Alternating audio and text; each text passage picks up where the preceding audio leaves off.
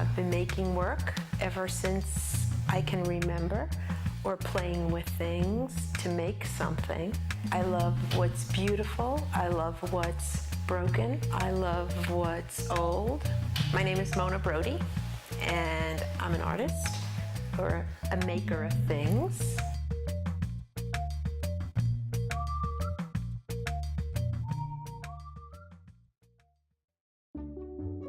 I've always been interested in objects. I think because my parents had a hardware store, a little mom-pop hardware store in New York City, and it was one of those stores where there were hundreds of little drawers that were filled with hundreds of things. I am definitely a collector of things, whether I walk on the beach, people give me stuff, objects that are natural, objects that are man-made, and then they turn into other things. This is part of a pod, but then I go and I put encaustic in it, and I place a little bit of gold leaf and some strange sort of things in there, and it becomes a brooch. These are pods that are found in California, and I've cleaned, sanded, there's wax, inlaid gold leaf and pigment, and these are really ferns put together that I've stitched almost like a signature book.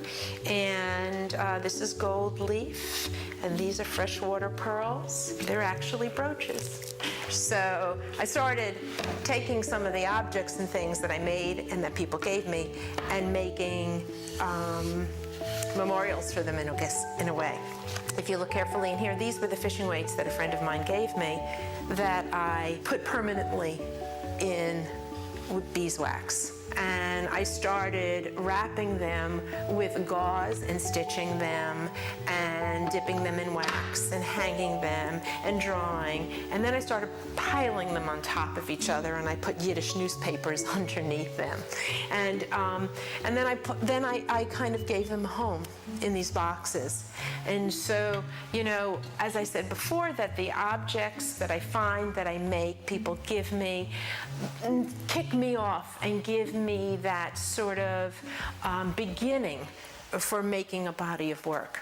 This piece is, I believe the working title is The Whisper of Silence. It's really about the small little marks, the small little images that, when put together, make for a bigger understanding. I'm transferring images that are once photographic, and using a copy machine and then transferring that image onto a surface that I then sand or redraw, go back and paint into it. This hopefully is going to be a piece that's going to extend 25 feet, and it will also utilize some of the haiku that I write as well. I have chosen a kind of text that I like, type for the text, and I have reversed it. I am just going to take this image, and I've been centering them, and I'm just going to take some artist tape, which I like a lot, and I'm going to put it down so I can keep it in proper and register it. And this tape will not do any harm to the board that I've prepared. And what I'm going to do is, on the back of my paper, I'm putting pressure. I'm going to use my mixture, this formula of water and citrusol, and I'm going to put a little pressure on here.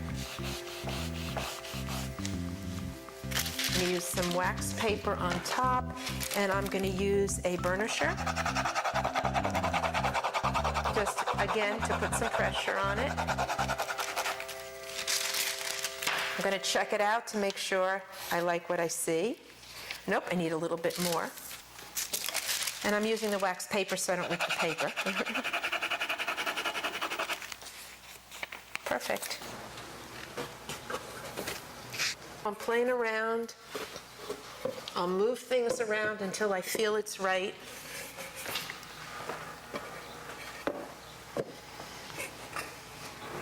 I don't know, maybe it needs two. So this is a work in progress. I think my work is about the strange, and it's about the familiar.